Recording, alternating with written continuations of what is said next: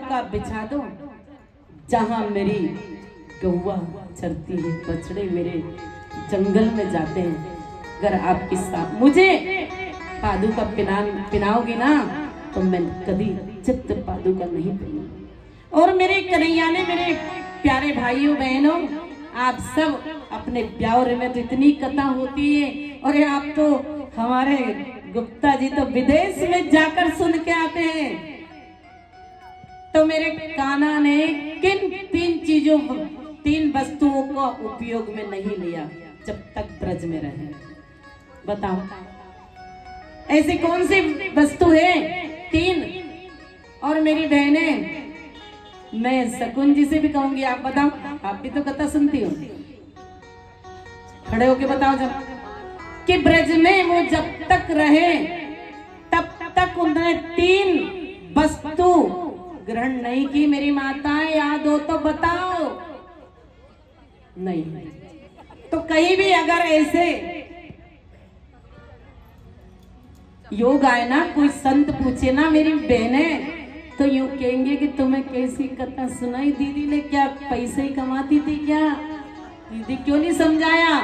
मैं अब भी हाथ जोड़ के तुमसे प्रार्थना करती हूँ कि समझो। कोई पूछे कि कान्हा ने ब्रज में तीन वस्तु कौन सी नहीं ग्रहण की, तो कहना कि पहले तो चरण पादुका नहीं पहनी, और दूसरे सिले हुए वस्त्र नहीं पहने, और तीसरी बात सिर के केस नहीं मुड़वाए। और हमारे बीच में सुनो कौन पधार रहे, देखो जरा, इनको भी तो हमारे बीच में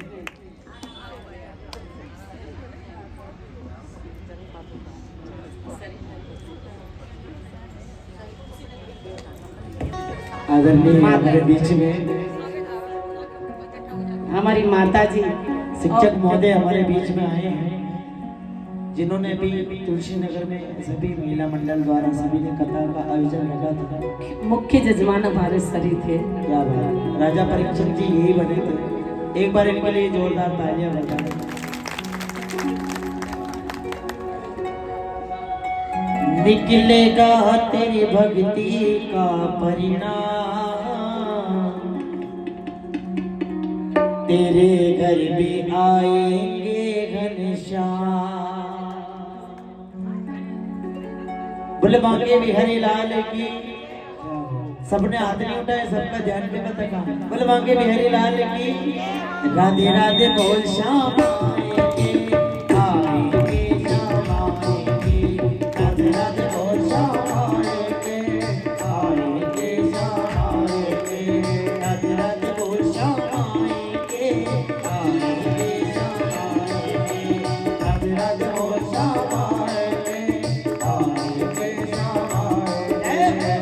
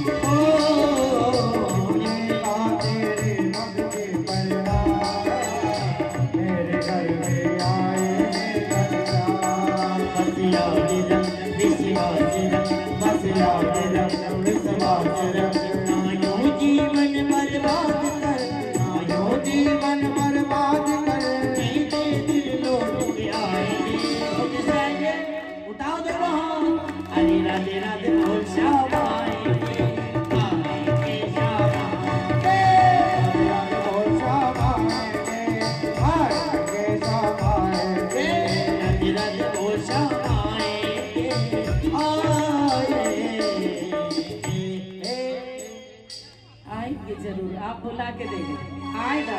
और आज तो वैसे ही आ रहा है, और ऐसी रानी सज धज के आ रही है, देखो ना गिरिराज जी विराज रहे हैं। तो मेरे कान्हा ने इन तीन चीजों को उपयोग में नहीं लिया था मेरी बहनें। और अब गौवा चराने गए, चले गए, तो उन्हें इच्छा हुई कि पास में ही ब्राह्मण देवता यज्ञ कर रहे हैं। देखो ना, हमारे यहाँ भी यज्ञ चल रहा है मेरी माता रानी के दरबार में। देखो ये रानी यज्ञ कर रही है।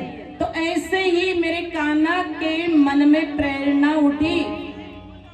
और मेरी माताएं, आप सब ये बताओ कि आपको कथा समझ में आ रही है? आ रही कि नहीं आ रही? तो ऊंचे हाथ करके दिखाओ कि आ रही हो। तो नहीं आ रही हो तो पुनः पूछ सकते हो जो शब्द आपको समझ में नहीं आ रहा। तो मेरे कन्हैया के दिल में प्रेरणा उठी कि इन ब्राह्मण देवताओं का उद्धार करना है। क्यों? कि ब्राह्मण, देखो ब्राह्मण की बात निकली तो हमें एक बात याद आई, आप माफ कर देना। क्यों? कि लाखों रुपए तुम शादियों में लगा देते हो मेरे भाइयों, लगाते हो ना। आजकल तो ऐसी बरमाला चल गई कि 50-50 हजार की बरमाला करवाते हो आप, करवाते हो। अभी कुछ दिन पहले हमने आपको सभी को एक वीडियो भेजा था कि हेलीकॉप्टर से दूल्हा दुल्हन आ रहे थे, भेजा था ना, देखा था आपने। इतना खर्चा करते हो।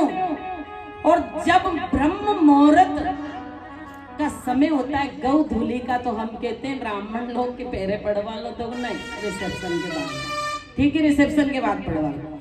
इतना बड़ा रिसेप्शन दिया आपने।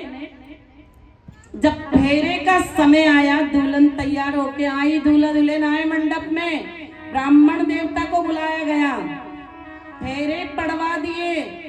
तो बेचारा वो गरीब ब्राह्मण कहेगा तुमसे कि मैं जाऊं, तो आप कह दोगे कि रुको, माता जी को बुलाते हैं, भाभी को बुलाते हैं, बुआ को बुला, सारे घर के इकट्ठे हो जाते हो काय के लिए कि ब्राह्मण दक्षिणा देनी। अरे मेरे भाइयों, अरे वो पूरी रात जगा, तुम रिसेप्शन कर रहे ब्राह्मण बेटा, क्योंकि ठेका लिया है शादी का।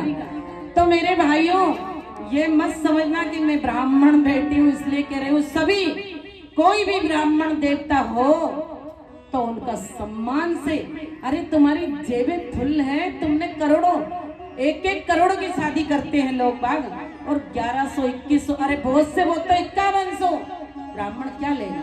तो तुम दे दो ना तुम्हारी जेब से, क्यों बुला रहे हो? सारे घर को हलचल कर दोगे, माता जी सो रही, उठेगी जब ब्राह्मण की विदा करेंगे। ऐसा नहीं होना चाहिए। तो यहाँ पर मेरे ठाकुर ने सोचा कि ब्राह्मण देवता यज्ञ कर रहे हैं, तो सारे ग्वाल वालों को भेज दिया कि तुम जाओ और उनसे अपने खाने के लिए कुछ वस्तु लाओ।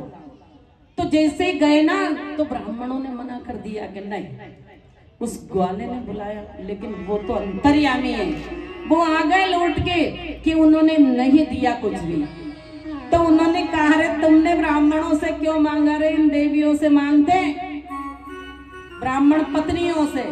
तो आज भी मेरी माताएं, मेरे भाइयों, कि देख लो कि संख्या देवियों की ज्यादा है। ये देवी विराज रही ना, देखो तो सही जरा।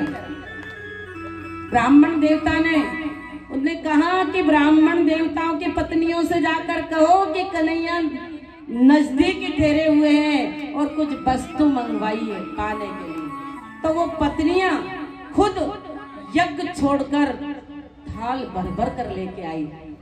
तो मेरे कान्हा ने उन्हें कहा कि जाओ, चिरंजीव हो, अखंड सौभाग्यवती भव, और तुम जाओ अपने पतियों के साथ आहुति देते हैं ना, तो ये हाथ उनके हाथ से लगा लो। और इस हाथ के बारे में भी बताएंगे मेरे भाइयों। क्यों? कि कहते हैं ना कि ये सीधा हाथ तो बहुत अच्छा है रे, कभी बहुत अच्छा है, पूजन पाठ तिलक दान धर्म सब, पर मेरे भाई इससे 100 गुना ज्यादा ये अच्छा है। अगर ये यूं नहीं करे ना, तो कैसे तुम दान कर दोगे? तुम्हारे पति देव पूजन पाठ करते हैं, तो अपना ये हाथ लगाओगे उनके हाथ, तो इसको भी सम्मान देना चाहिए। कभी कहते हैं ना, घर से निकल रहे हैं और कोई सामने आ गया, तो उसे भी तो परमात्मा बनाया, उसने तो, किसी माँ ने उसको भी तो जन्म दिया है।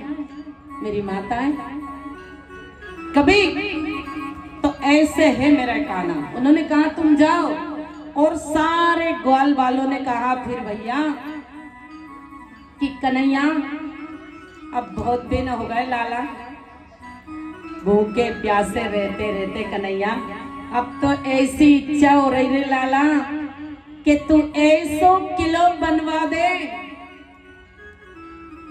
100 किलो बनवा दे भैया, 56 भोग लगवा दे और वाही खिलाए पुजवा दे मेरे काना, और पुजवा कर वो सामग्री हमें खिला दे, हम भूखे हैं। इतने गरीब थे वो, ब्रज के ग्वाल बाल।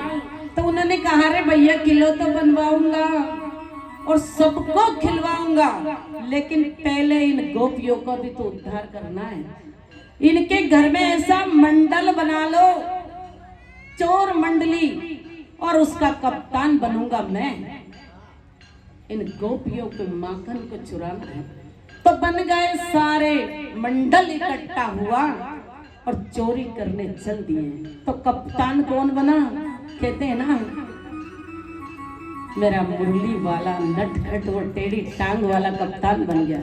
और एक सखी ऐसी सज धज के बैठी थी, देखो जैसे ये बैठी ना, ये कन्हैया ने कहा री तू रुक जा बाबरी, आज तेरे ही ऊपर है। तो चले गए उस सखी के घर में, और उस सखी का बेटा भी उस मंडली में था। और वो सखी कन्हैया को हर रोज उलाना देती, कहती मैया, अरे मैया तूने ऐसो जायोरी हो, तेरे घर में क्या मकान की कमी है?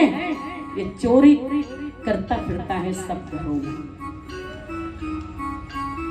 मैया ने कही रे बेटा, अरे तेरे बाबा के यहाँ 9 लाख गौवा है और तू चोरी करता है रे लाला। तो लाला कहता है मैया मैं चोरी नहीं करता हूँ, तो तू अपने घर का माखन खा, पाना प्रसादी मैं देती हूँ तुझे ताजा।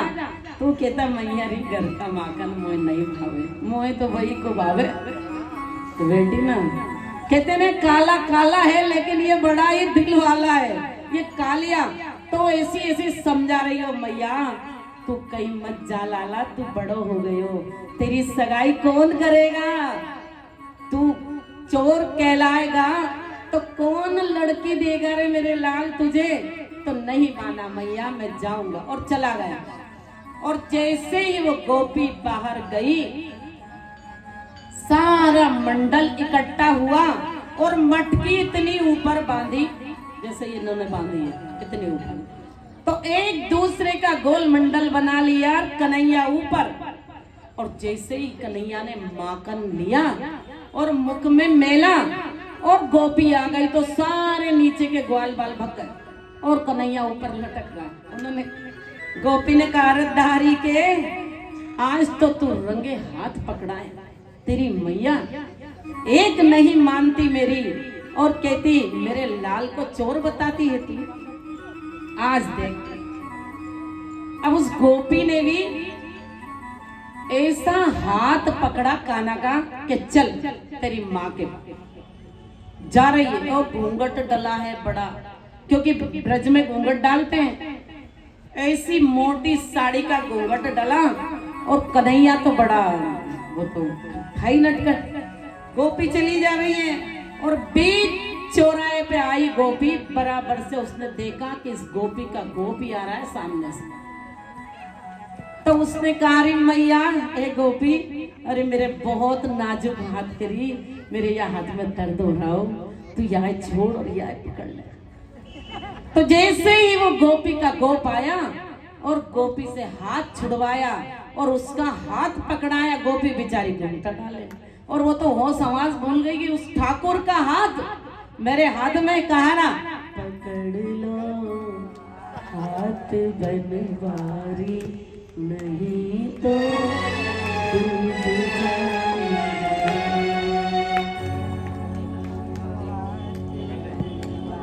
बलवांगे बिहारी लाल